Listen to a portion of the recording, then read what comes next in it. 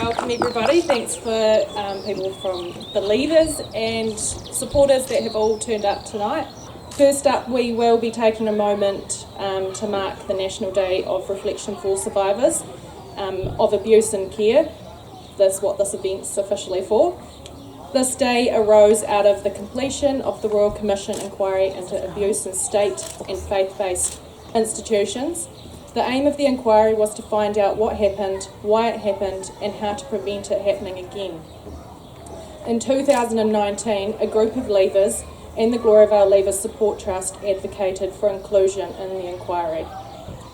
They set aside a team of lawyers who travelled to interview Leavers, and by 2021, a large majority, upwards of 50 people, of Gloriavale Leavers had shared their experiences of abuse and neglect. For many of us, this was the first time we had formally shared some of our silenced stories. In 2022, Howard Temple and Rachel Steadfast appeared before a public inquiry hearing to answer for the abuse that was perpetrated. I also spoke at that Auckland event, challenging not only the Gloriavale leadership, but also the state for failing to protect. I attended Parliament in July 2024 as the final report was tabled. It was a sombre moment when the thousands and thousands of pieces of paper representing thousands of Kiwis' lives were carried onto the parliamentary table. Afterwards, we spoke to government officials, including the Prime Minister, and spoke of our desire for the children at Gloriavale to be safe and enjoy the freedoms of New Zealand society.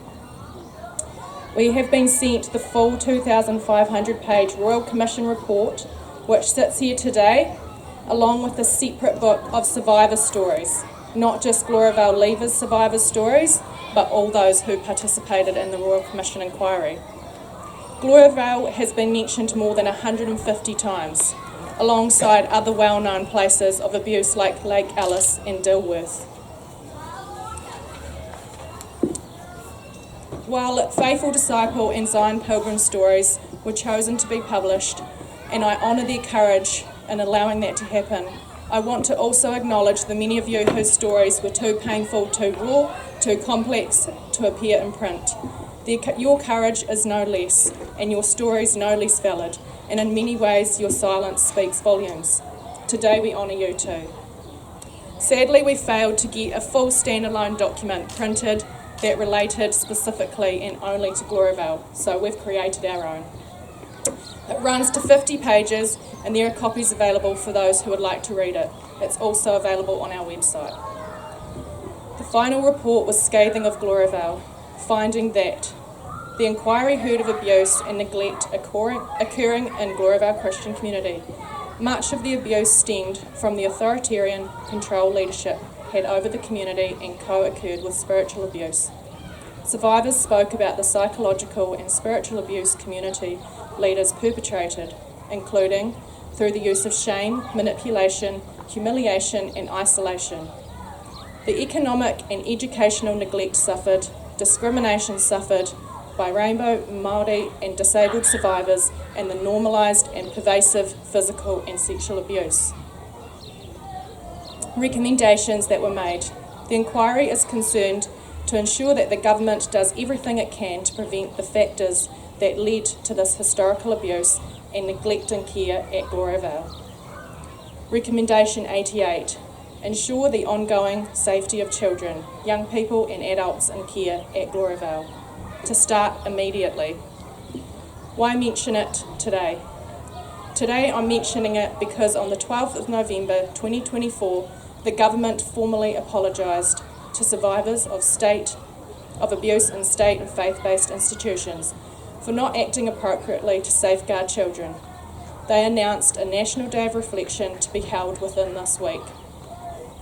The purpose of this day is to call the country to reflect on the abuse that has happened in care, survivors of the abuse, and also those who have passed away.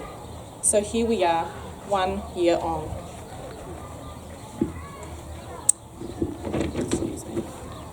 But as we look back, we will also want to look forwards. I look around at so many people here who have overcome adversity and are on a journey of hope and to freedom.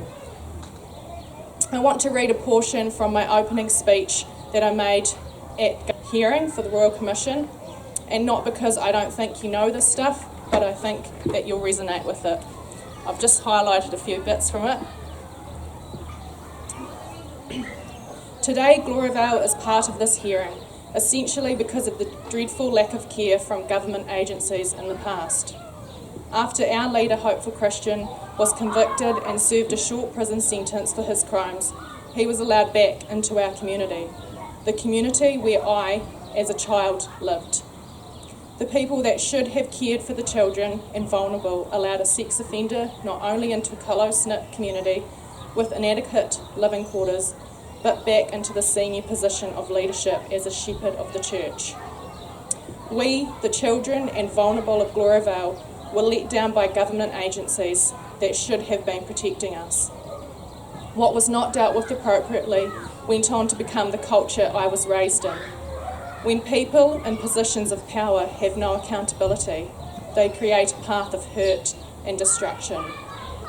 Systems left unchecked don't improve, they deteriorate. This is what has happened at Gloriavale. What began as a sharing life became take your share. In the same way, those small symptoms of control and abuse have morphed into a culture where abuse is most unfortunately normal and almost okay. The people have all suffered emotional, physical, racial, sexual and spiritual abuse. And the methods Gloriavale uses to deal with any issues is only to character assassinate, to publicly shame. How can these deep-rooted methods change when it is the same people in leadership? Where have the people been that could have made a difference? The agencies that have known for over 50 years the truth of what has happened there, have they just turned a blind eye? We survivors have an understanding of what needs to change if only someone would listen. Why should the survivors be re-traumatised over and over again whilst begging to be heard? When they risk giving evidence only add to the public saturation of all too many similar abuse stories, and the constant shame and guilt put on them by the very people who should care the most. Where the leaders at Gloriavale have been almost in the position of God and held in the utmost esteem, have created a culture of shifting the blame, minimising the trauma, and deeming the victim the offender. We know we will be mocked by our own, we know we will be called bitter and angry, but we speak up for the children, for their future. As we reflect on what we've heard tonight from the Royal Commission's work, from survivors and from those who continue to advocate for change, we're reminded that this journey isn't just about what's written in a report, it's about people, it's about you. It's about truth, dignity and healing. To everyone here who has carried a story, shared a story, or simply held space for others, thank you all. Your presence matters. Together we honour the courage it takes to face the past, and we look forward to a future where these stories lead to lasting and meaningful change. Let's have a few moments of silence to reflect on the words we've heard tonight and to determine what role we all play in reducing harm in our communities. Maybe say a little prayer